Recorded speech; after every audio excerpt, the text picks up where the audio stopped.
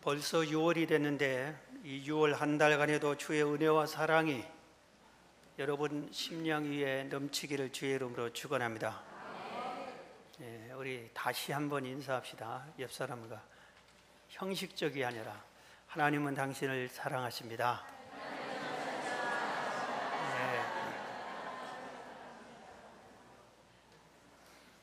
오늘 말씀은 이 땅에 험한 세상에서 살아가는 우리들에게 희망을 주는 귀한 말씀입니다. 오늘 제목이 여호와의 속량을 받은 자, 여호와의 속량을 받은 자. 이 하나님께서 하나님으로부터 속량을 받은 자에게 어떤 은혜를 베풀어 주는가에 대해서 말씀을 하고 있습니다. 이 세상이 너무 험하고 힘들고 어려운 일이 많이 있습니다. 마음의 상처도 많이 받습니다. 그러다 보니까 하나님으로부터 은혜를 입는 것이 가장 소중합니다. 시대는 변해도 하나님의 은혜는 변치 않습니다. 그래서 우리가 이 하나님의 은혜를 받기 위해서 하나님의 속량을 먼저 받는 자가 되어야 되는 것입니다. 하나님의 속량을 받은 자에게 하나님은 어떤 은혜를 베푸는가에 대해서 오늘 성찬식이 있으니까 오늘 본문을 통해서 세 가지만 간단하게 말씀을 드리고 성찬에 참여하려고 합니다. 먼저 오늘 본문에 시편 107편 1절 2절을 보면은 여호와께 감사해라, 여호와께 감사하라. 그는 선하시며 그 인자심이 영원하미로다. 여호와의 속량을 받은 자들은 이같이 말할지어다. 이렇게 말씀을 하고 있습니다. 여호와께 감사하라. 그는 선하시며 그 인자심이 영원하미로다. 이렇게 말씀하겠어요.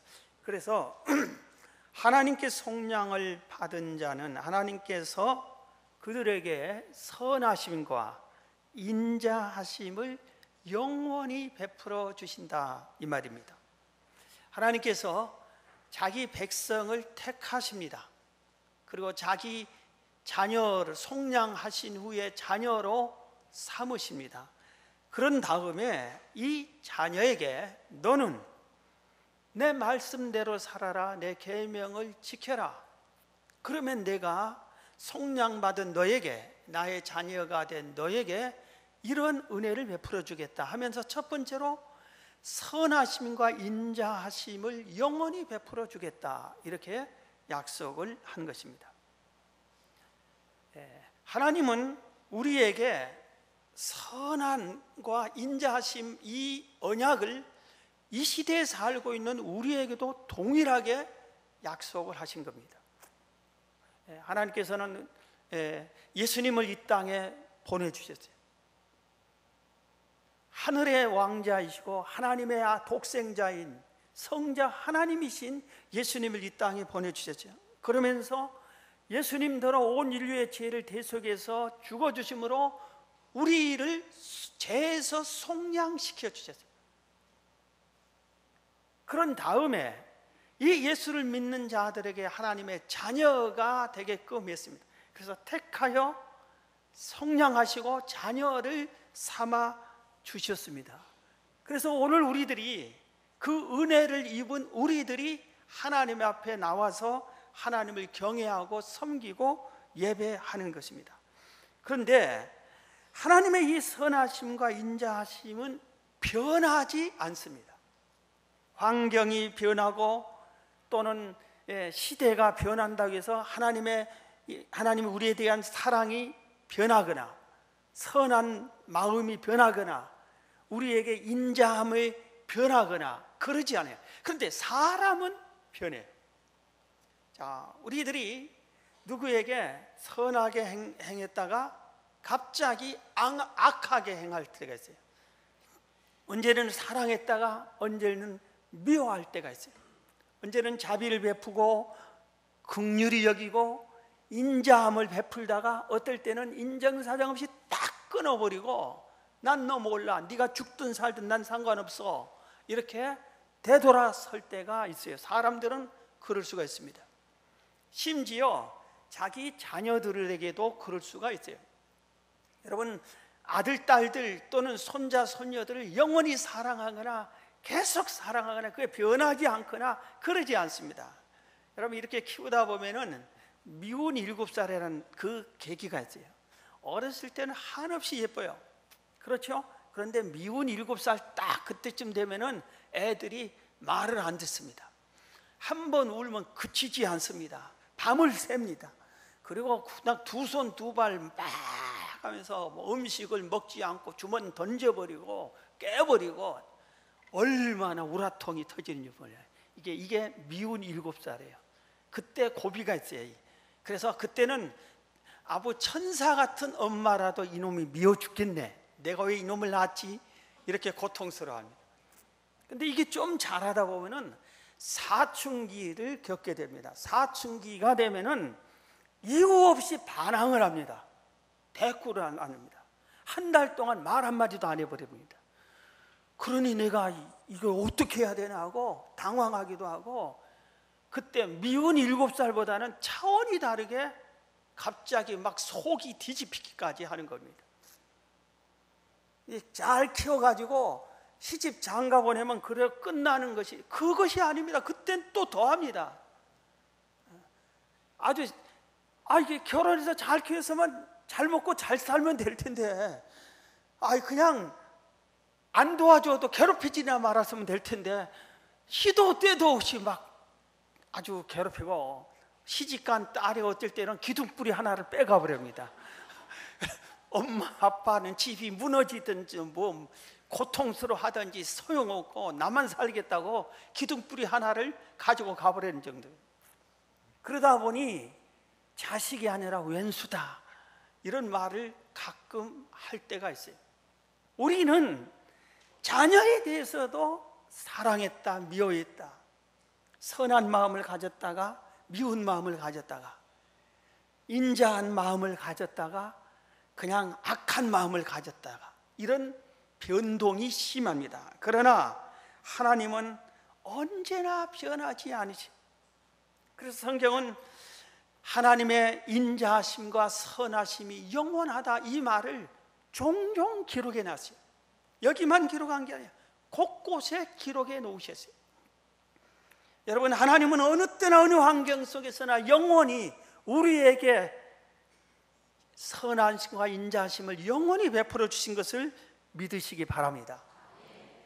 혹시 우리가 실수를 하더라도, 우리가 하나님 앞에 잘못을 했을지라도 하나님은 우리에 대한 선함과 인자하심을 거둬가지 않습니다. 얼마나 감사하고 다행한 건지 모릅니다. 지금 여러분들이 힘든 일을 당했다고 해서 하나님이 여러분을 모른 채 한다, 그게 아니에요. 하나님이 계시면 왜 나를 이렇게 이 고통 속에서 건져주지 않느냐, 하나님은 나를 버리신 거 아니냐, 하나님이 없으신 거 아니냐, 하나님을 나를 왜 모른 채 하느냐, 이런 생각을 여러분 버리시기 바랍니다. 그렇지 않습니다. 하나님은 우리를 절대로 버리지 않아요. 우리에게 향한 인자심이 변하지도 않아요. 시간이 지나면, 세월이 지나면은 왜 그때 하나님이 나에게 침묵하셨는가, 그 이유를 선히 밝히 알게 되는 겁니다. 하나님이 만약에 참았고 침묵하셨다면은 그것도 지나고 보면은 나를 사랑하기 때문에, 나에 대한 선함과 인자심이 충만했기 때문에 그랬구나, 그때 그 즉시 그 어려움 속에서 나를, 그 어려움을 제거해 줬다면은 나는 철들지 못하고, 나는 변하지 못하고 언제나 어린아이 신앙에 그대로 머물고 하나님 앞에 수시로 죄만 짓고 그래도 다 괜찮은 줄 알고 믿음이 없는 그런 사람이 되었을지 모릅니다. 그때마다 하나님이 우리를 연단도 시키고 고난을 스스로 통과해 보게끔 뒤에서 안타까운 마음을 가지고도 일어서게끔 뒤에서 바라만 보고 있었지, 우리를 미워해서 하나님의 선하심을 거두어가서 그런 것이 아니라는 것을 여러분 깨달으시고, 우리의 향하신 선하심과 인자심이 영원하다는 이 약속을 믿으시고 그 은혜에 감사하는 여러분이 되시기를 바랍니다. 자, 오늘 본문은 하나님은 우리에게 속량의 은혜를 주시고 속량 받은 자에게 오늘 본문 4절에서 9절에는 두 번째 이런 은혜를 베풀어 주시겠다고 약속하고 있어요. 4절 봅니다. 그들이 광야 사막길에서 방황하며 거주할 성읍을 찾지 못하고, 어디 있어요? 광야 사막길에서 방황하고 거주할 성읍을 찾지 못하고, 그리고 5절에 줄이고 목이 말라 그들의 영혼이 그들 안에서 피곤하였도다. 이에 그들이 근심 중에 여호와께 부르짖음에 그들의 고통에서 건지시고, 어디에서? 광야 사막길에서 방황하고 거처할 곳도 찾지 못하고 목마르고 피곤하고 지치고 그럴 때에 그들이 살려달라고 부르짖음에 하나님이 그들의 고통에서 건져주신 것만 아니라 7절에 또 바른 길로 인도하사 거주할 성읍에 이르게 하셨도다. 여호와의 인자심과 인생에게 행하신 기적으로 말미암아 그를 찬송할지로다. 그가 사모하는 영혼에게 만족을 주시며 줄인 영혼에게 좋은 것으로 채워주심이로다. 아멘. 하나님께 속량받을지라도 이 세상에 사는 동안에는 힘들고 어려운 일을 수시로 우리가 만나게 됩니다. 때로는 태풍이 몰아치기도 하고 기근이 찾아오기도 해요. 오늘 본문에는 사막 광야 길을 가다가 길을 잃어버렸다고 그랬습니다. 바로 며칠 전에 우리 부부가 TV 앞에 앉아있는데 TV에서 사막 길을 소개하더라고요. 여행을. 근데 낙타를 타고 아주 가는데 그 사막이 낙타를 타고 화면에 잘 담아내니까 너무 멋있는 거예요. 그래서 제 아내가 여보 우리 저런 데 한번 구경 한번 가면 좋겠다, 한번 꼭 가보자 그러더라고요. 그런데 갑자기 조금 있다 보니까 그게 연출하는 게 아니에요. 실제로 하늘이 새카매지는 거예요. 그리고 모래 바람이 강풍이 막 몰아치는 거예요. 그런데 아무것도 안 보이네. 그래서 낙타를 타고 가던 사람들이 사라져 버린 거예요. 안 보이는 겁니다. 촬영한 사람이 없어져 버린 거예요. 거기를 인도하던 가이드가 당황해서 이리저리 뛰고 난리가 난 겁니다. 거기에 관광지 같은데 관광객으로 왔던 사람들을 차들이 사람을 싣고 막 도망가는 거예요. 그러니까 옆에서 제 아내가 즉시 절대 저런 데 가지 말자고 몇 분 전에 야 멋있다 가보자, 절대 가보지 말자고 그렇게 얘기하더라고요. 여러분 사막이 지금 우리는 사막을 이해를 잘 못합니다. 우리나라는 사막이 없어요. 그리고 여러분들이 해외를 갔을지라도 사막을 가본 적이 대부분이 없을 거예요. 다 멋있고 좋은 데를 가지 사막을 간 적 없어요. 그러나 그런 오직 여행을 원하는 독특한 성격을 가진 특별한 분들이 있어요. 그분들은 그 사막 같은 데를 가는 겁니다. 그런데 이 사막에 가장 무서운 것이 사막 태풍이에요. 그런데 그게 몰아치는 겁니다. 그런데 이 사막은 우리가 촬영해 보면은 정말 멋있어요. 바람이 불면은 모래가 아주 싹 그림을 그립니다. 살아 움직이는 거예요. 그런데 그게 태풍이 불면은 갑자기 이 모래 언덕이 없어져 버려요. 없던데 모래 언덕이 하나 또 생겨버리는 거예요. 그러면 거기에 파묻히면은 영원히 끝나는 거예요. 어떻게 될지 모르는 거예요. 지금 오늘 본문이 바로 사막 광야길에서 이런 위험한 일을 당했다 이겁니다. 이럴 때 이 사람들이 어떻게 했다고요? 여호와께 부르짖었어요. 그런데 그 부르짖는 그들이, 이 위기 상황을 당하는 그들이 여호와께 속량을 받은 자들이에요. 그래서 하나님이 그들을 들으시고 6절에 그들을 들으시고 그 고통에서 건져주셨습니다. 할렐루야. 다윗이 시편 18편 6절에 이렇게 말씀합니다. 내가 환난 중에서 여호와께 아뢰며 나의 하나님께 부르짖었더니 그가 그의 성전에서 내 소리를 들으시며 그랬습니다. 내가 환난 중에 여호와께 아뢰고 나의 하나님께 부르짖었더니 하나님께서 들으셨다, 이 말입니다.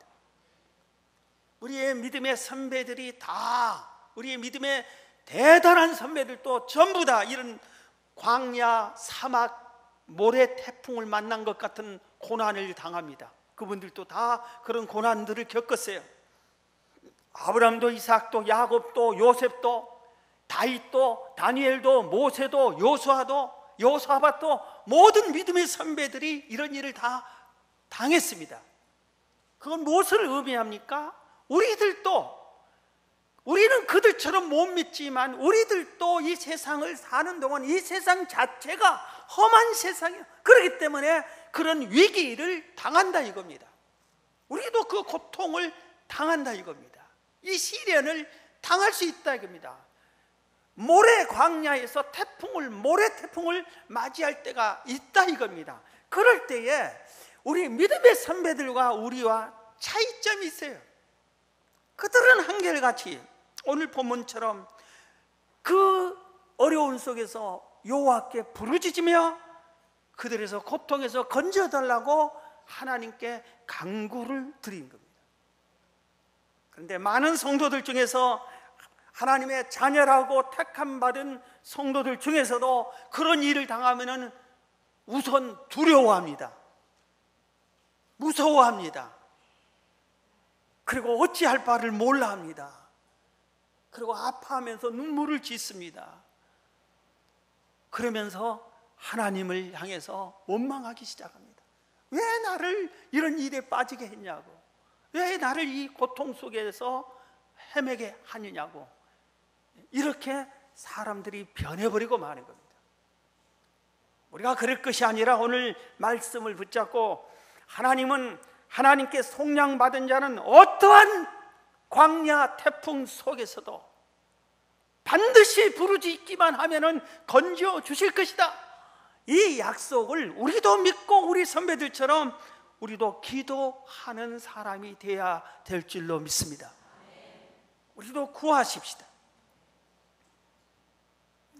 하나님께 엎드려서 모래사장 그 속에서 숨구멍만 있어도 끝까지 살려줄 때까지 내 목숨이 붙어있는 한 하나님 살려달라고 그렇게 간구해야 될 줄로 압니다. 그럴 때 하나님이 우리를 건져줄 뿐만 아니라 우리를 인도해 주세요. 우리 인생길이 가시밭길을 통하기도 하고 높은 산을 넘기도 하고 깊은 바다를 건너기도 하고 험하지만 그래도 하나님은 끝까지 그를 경외하고 그의 말씀을 지키며 강구하는 자를 푸른 초장 쉴만한 물가로 반드시 인도하실 것입니다. 그래서 우리의 인생 길이 여호와가 나의 목자시고 우리는 그의 양이 돼서 푸른 초장 쉴만한 물가로 인도해 주시는 것입니다. 오늘 본문이 그것을 가르쳐 주고 있어요. 요새같이 살기가 너무나 팍팍한 시대에 내가 하나님과 나의 사이가 어떤 사이냐, 내가 과연 예수님을 통해서 제사함을 받고 예수님을 믿음으로 하나님의 자녀가 입은 하나님의 속량을 받은 자냐, 이것이 중요하지. 그렇다면은 아무리 내 삶이 팍팍해도 때가 되면은 계속해서 가시밭길만 걷게 하지 않았어요. 우리 믿음의 선배들의 길을 보면은 계속해서 모래 광야 길로만 걷게 하지 않았어요. 그걸 통과시켜 주세요. 아무리 긴 터널이라도 언젠가 그 터널을 통과하고 밝은 빛이 우리를 예비하고 있을 때가 있다 이것입니다. 오늘 본문 9절이 그걸 또 소개해요. 그가 사모하는 영혼에게 만족을 주시며 줄인 영혼에게 좋은 곳으로 채워주심이로다 그랬어요. 우리 영혼에게만 좋은 곳으로 채워준 게 아니라 우리 육체도 예수님께서는 언제나 책임져 주셨어요. 그래서 육체에 병든 자가 주님을 찾을 때 영혼만 치료준 게 아니라 그 육체의 병까지도 치료해 주셨습니다. 그 예수님이 지금도 살아계시고 우리가 믿는 예수님이십니다. 그렇기 때문에 우리의 육체도 우리가 굶주릴 때 먹을 것을 주시고 양식 없을 때는 오병이의 기적을 통해서라도 먹게 해주실 것이고 반석 위에 생수가 나게 해서라도 마시게 해주실 것이고 우리의 가는 길을 주님이 인도해 주실 줄로 믿습니다. 제가 아주 좋아하는 복음송가가 있어요. 힘들고 지쳐 낭망하고 넘어져. 자, 우리 가사 좀 띄워보세요. 자, 우리 같이 불러봅실까요? 예.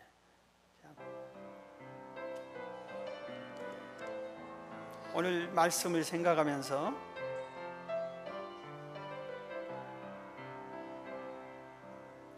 힘들고 지쳐 낭망하고 넘어져 일어날 힘 전혀 없을 때에 조용히 다가와 손잡아 주시며 나에게 말씀하시네.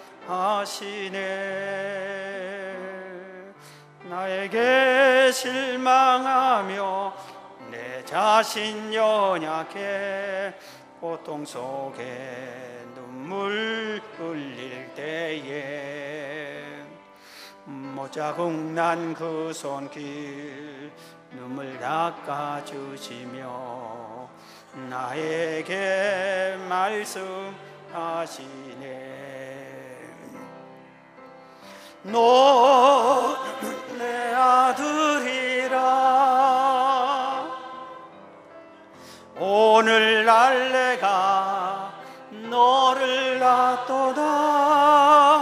너는 내 아들이라 나의 사랑하는 내 아들이라 언제나 변함없이 너는 내 아들이라 나의 십자가 고통 산의 그 고통으로 내가 너를 낳았으니 너는 내 아들이라 나의 사랑 내가 너를 낳도다. 너는 내 아들이라 나의 사랑하는 내 아들이라. 여러분이 어떠한 힘들고 지치고 낭망하고 넘어지고 스스로 일어날 힘이 없을 때 아무도 나를 바라보지 않은 것 같을 때 하나님은 분명히 조용히 다가와서 여러분을 손잡아 주면서 일어나라. 너는 누구냐? 내 아들이다. 너는 내 자식이야. 이렇게 하나님이 말씀하십니다. 여러분 오늘 본문이 바로 그렇게 말씀하고 있어요.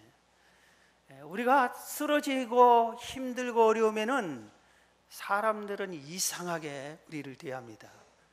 오히려 우리를 비난하고 네가 뭔가 잘못해서 그렇다. 그리고 오히려 떠나버립니다. 친구도 떠나고 가족도 친척도 떠나고 정말 쓸쓸하고 외롭습니다.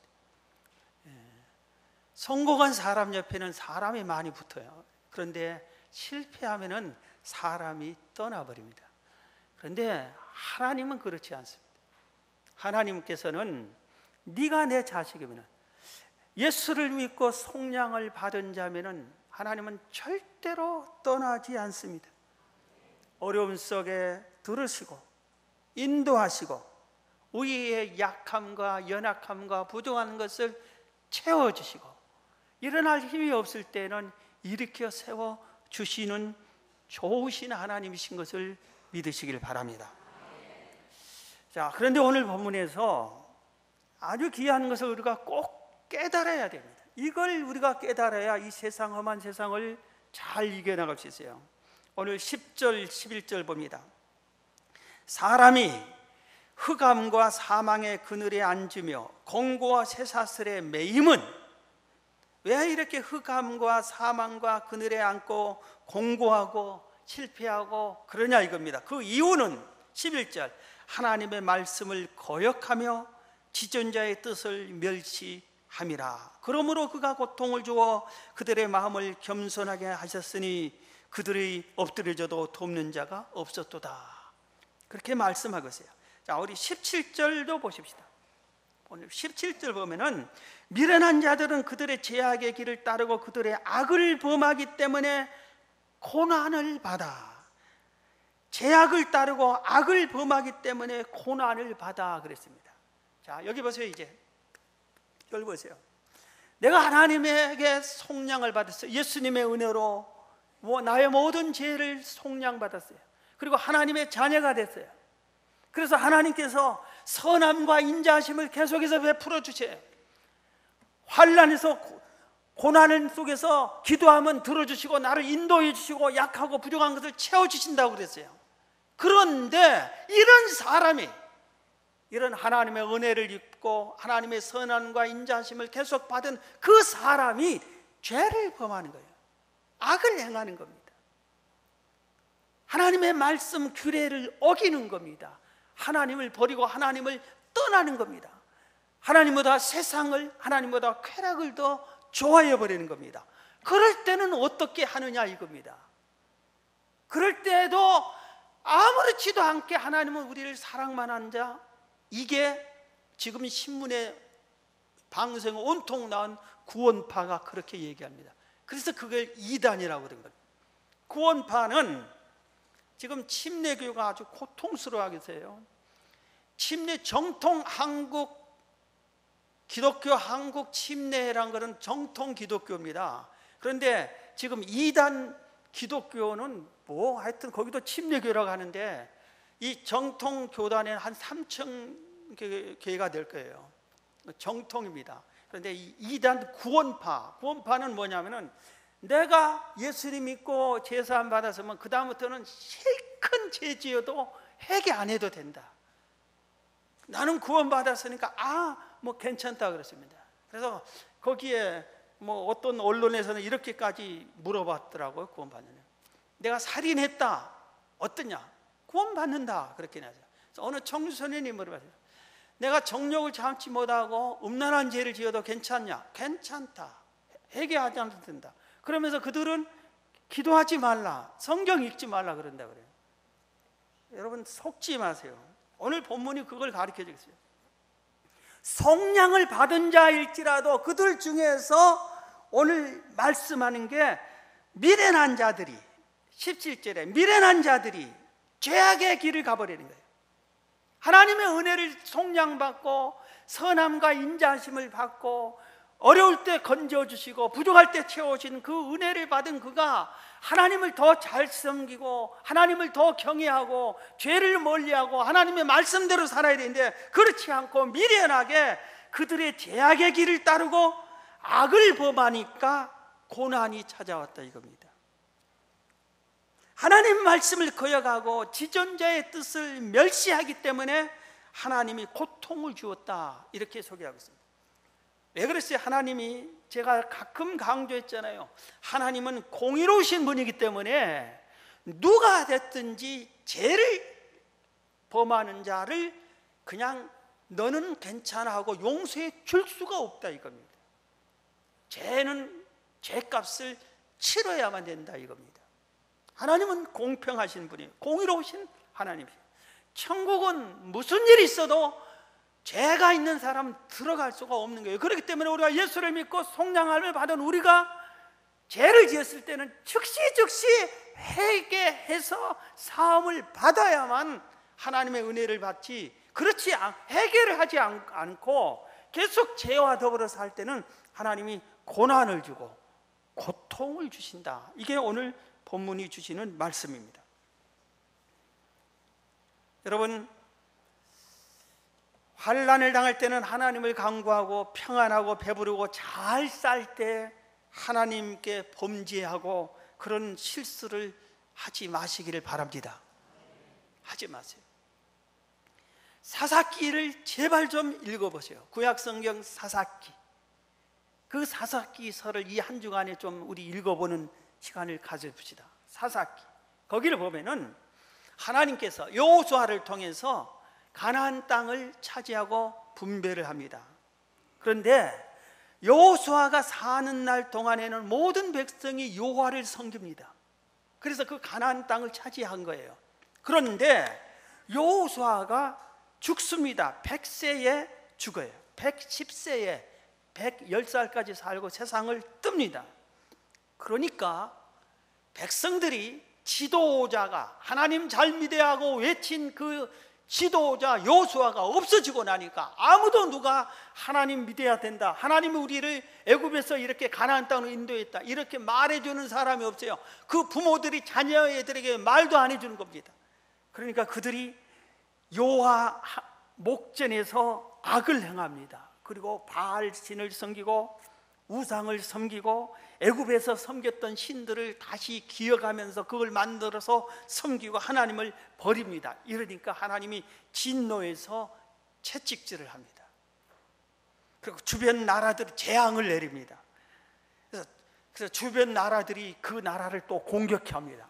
그러니까 고통을 당하니까 또 하나님께 기도합니다. 용서해 달라고. 그래서 하나님이 그래도 속량받은 자들이 회개하니까 용서해주고 다시 평안을 줘요. 사사를 세워서 평안을 줍니다. 그런데 거기에 사사가 살아있는 동안에는 나라가 평안해. 그리고 하나님을 잘 섬겨. 그런데 그 사사가 죽으면 또 범죄합니다. 그러면 옆에 있는 나라를 들어서 또 그 나라를 망하게 합니다. 그러면 고통스러우니까 살기 어려우니까 살려달라고 합니다. 그럼 용서해 줍니다. 그리고 하나님의 사람 사사를 또 세웁니다. 그리고 그들이 이 사사의 말을 듣고 하나님을 또 잘 섬깁니다. 그러면 하나님께서 태평안을 줍니다. 평안함을 주고 잘 살다 사사가 죽으면은 또 악을 행합니다. 이게 반복되는 거예요. 사사기서가 그렇습니다. 여러분들은 이런 반복된 실수를 하지 마시기 바랍니다. 성경에 기록된 것은 너희들은 이렇게 하지 말라고 기록해 놓은 거예요. 역사를 보고 배우라 이겁니다. 평안할 때 더 하나님께 감사해야 돼. 오늘 본문 1절처럼 여호와께 감사해라. 제일 먼저 1절에 여호와께 감사해라. 그는 선하시며 그 인자하심이 영원하미로다. 여호와 하나님을 섬기는 것이 변함이 없어야 돼. 조금만 내게 무슨 잘못된 것이 오면은 하나님을 향해서 원망하는 그런 어린아이 신앙을 이제는 제발 청산해야 돼. 어느 때까지 그럴 거예요. 자, 그런데 한 가지만 더 강조하겠습니다. 그리고 성찬식 하십시다. 오늘 이 시간까지 우리가 비록 하나님 앞에 악을 행했을지라도, 내가 하나님의 무서운 그래서 징계에 머물러 있었더라도, 하나님은 사랑하는 자를 징계하니까 내가 지금 징계의 채찍을 맞고 있는 이 시간에 내가 채찍을 맞고 있는 자일지라도 바로 이 시간에 하나님께 용서를 구하시기 바랍니다. 그리고 용서해 달라고 하나님께 진실로 회개하고 우리가 성찬을 참여해야 하나님의 성결의 은혜가 임할 줄로 믿습니다. 다시 하나님의 선하심과 인자하심이 우리에게 임하고 하나님이 우리의 기도가 상달되고 우리를 인도해 주고 우리의 앞에 밝은 희망의 빛이 비치고 우리가 약하고 부족한 것을 채워주는 은혜가 임하기 시작할 것입니다. 오늘 이 귀한 은혜를 여러분이 놓치지 마시고 다 차지하셔서 하나님의 영광에 이르기를 주의 이름으로 축원합니다.